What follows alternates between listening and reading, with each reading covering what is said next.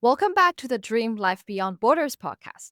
I'm your host, Lois, and I'm so glad that you're here. In the previous episode, I talked about moving abroad for love. I discussed a few points that you should really consider if you're thinking about moving abroad for love. I also shared 7 tips on how to make it work if you do decide to go down this path. Make sure that you check out this episode if you're interested in this topic. Today, I want to talk about something a little bit different. It's still about relocation to a new place. However, this is a topic that people rarely touch on, which is what do you do if you end up not liking your new home? If you're new to this podcast, my name is Lois.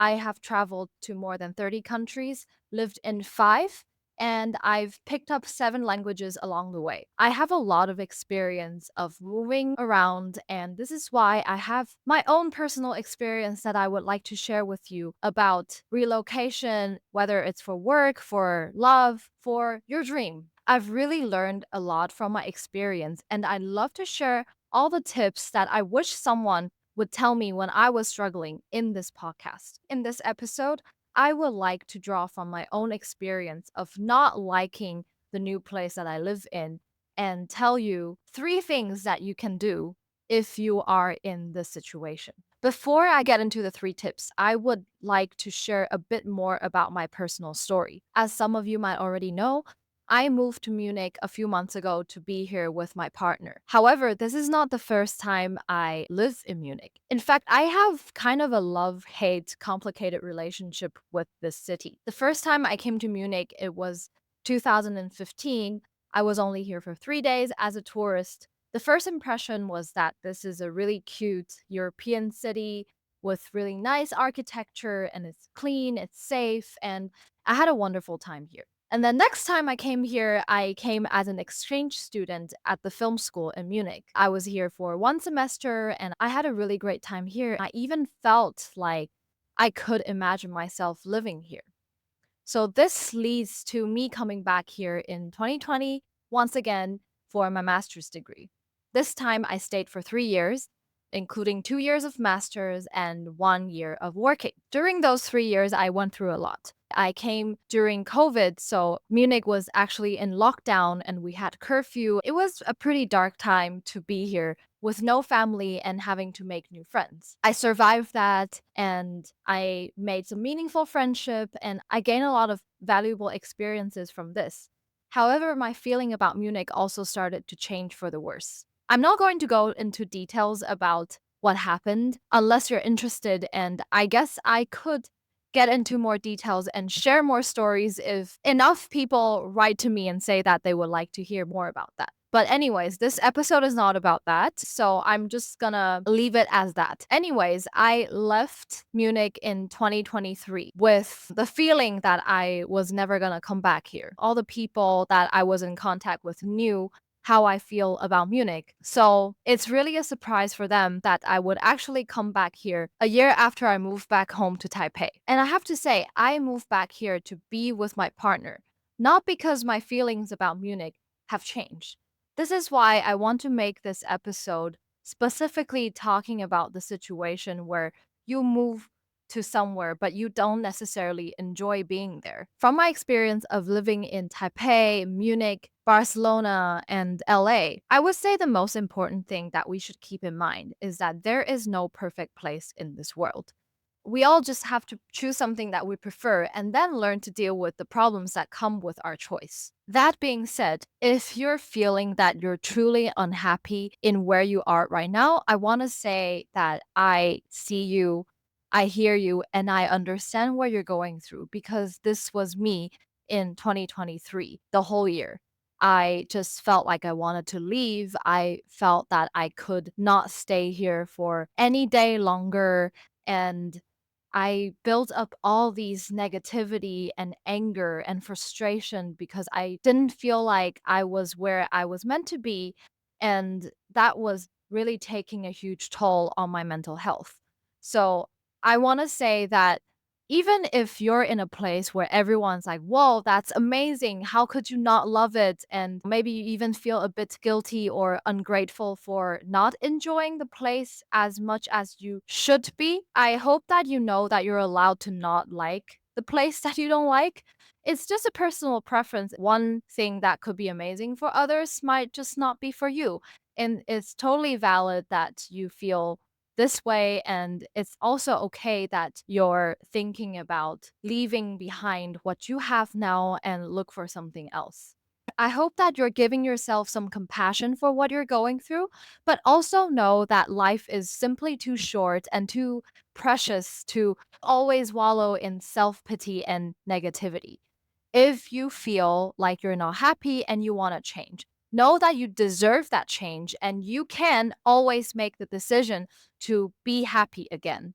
This is what I'm going to show you in the next few minutes. I want to share with you the 3 tips that I use to help myself get out of the pit, to stop feeling so horrible about living in a place that I don't love, and try to make the best out of it. Ready?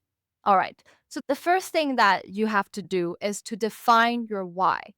Everyone has a reason to be in a certain place. It's important to ask ourselves, why are we here? What is the purpose of this move? What does this mean to you? And what's making it worth it? It doesn't have to be something that makes sense to anyone else but yourself. The most important thing is that you know why you made this decision for yourself.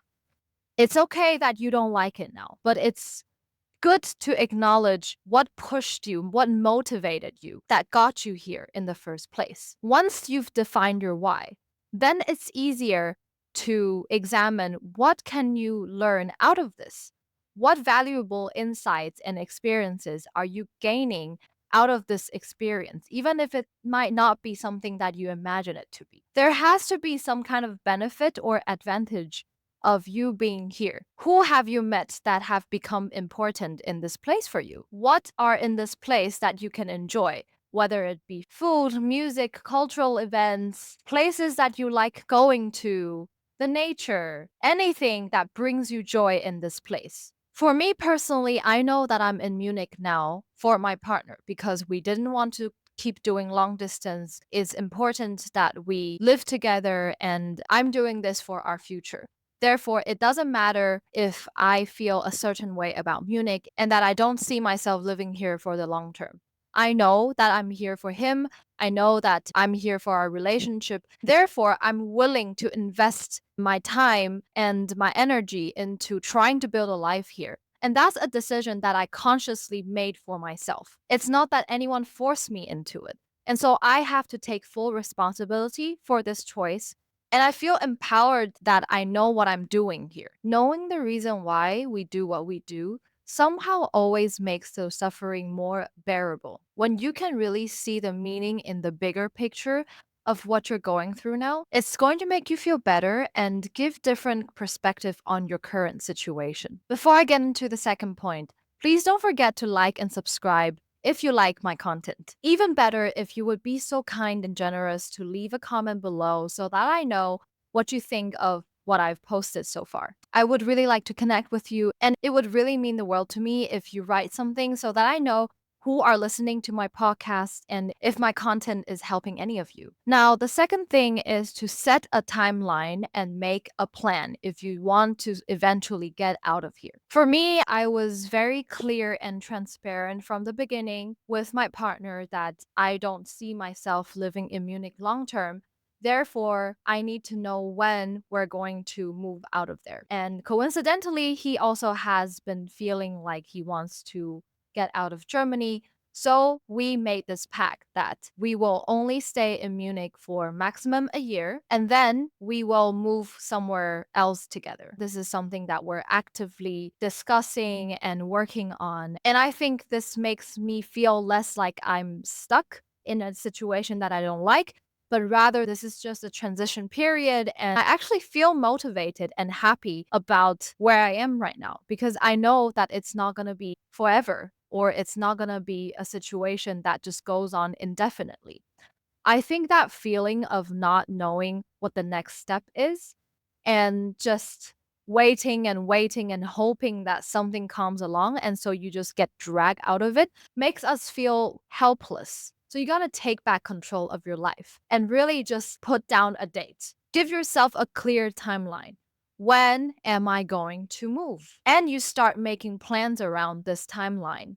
knowing that every step that you take, everything that you're doing is to serve the purpose of eventually, at that time point that you set for yourself, get out of the situation that you're in right now. When you set up this timeline and make the plan, you want to make sure that you're being flexible and realistic. Unless you're 100% sure that you can just leave everything behind and go, it's probably not a good idea to say that, yeah, I'm going to be out of here in a month or 3 months. Because you probably need to look for a new job or new flat. It's a lot of preparation. In order not to stress yourself out completely and stretch yourself thin, it's better to take it step by step. You stick to the plan, you know that every week, every month, you're moving a bit more towards your goal and that you're taking all the opportunities and resources that could help you change your situation. Another thing that I would like to remind you is that it's important to identify the possible resistance.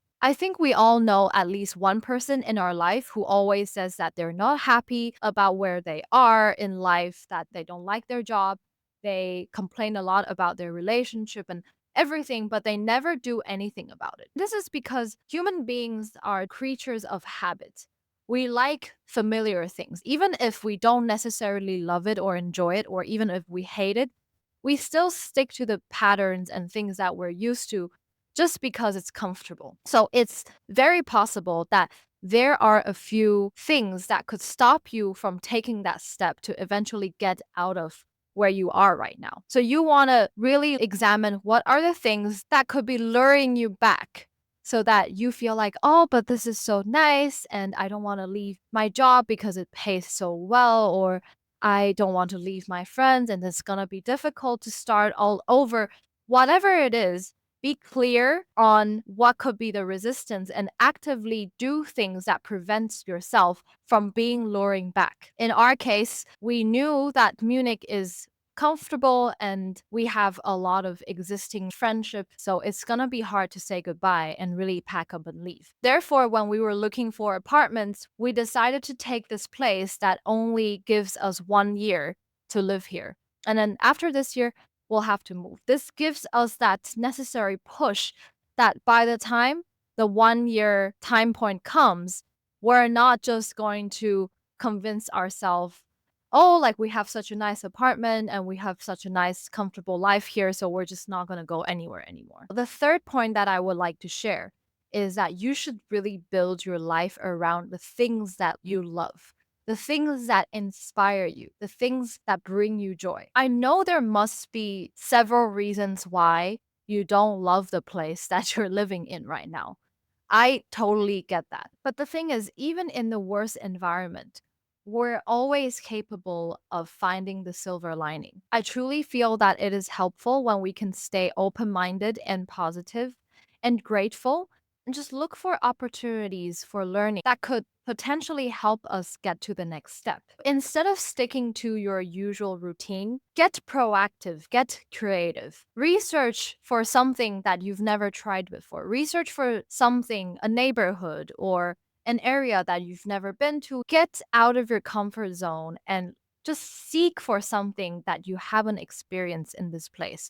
And maybe it will surprise you. Maybe it will bring you a different perspective. And even if you still don't enjoy it, at least you're doing something and you're learning something new. Using myself as an example, when I started getting really fed up with Munich, I decided, you know what? I'm going to go out of my usual routine of doing the things that people usually do in Munich. And I'm going to find things that I love. And I don't care if most of the other people in Munich don't do these things. I'm just going to start living my life the way that I want. I love hip hop and Afro music. So I started looking for events that are centered around these music genres. And surprisingly, I actually found a few things that I ended up really enjoy going to. And I even made friends because of this. When you start building your life around the things you love, you're also going to start attracting like minded people who love the same thing, who think the same way. And it's just going to make your quality of life that much better. To sum this episode up, I want to give you the reminder of trusting the divine. Know that the universe is always leading you to where you need to be. All we have is the present moment. You might not understand why you're stuck in this place that you don't want to be. But I truly believe that the lesson lies in being patient and trying to make best out of each moment that you're breathing. Instead of looking so far into the future and feeling impatient and frustrated why I'm not there yet, it's so much more important to focus on the intentions that you set for this moment and focus on the day that you have now. It's beautiful to have hope and expectations for tomorrow. But honestly, no one can predict the future. You can think and hope and plan all you want. But the ultimate truth is that you're here in this moment. So why choose being miserable when you can be happy? Why make this moment a mundane, insignificant moment where you just want to escape from when you can choose to make it meaningful, intentional, and full of love and enthusiasm? I hope you enjoyed today's episode. And once again, I am so grateful for each and one of you for taking the time listening to me. I'll see you very soon in the next episode. Bye.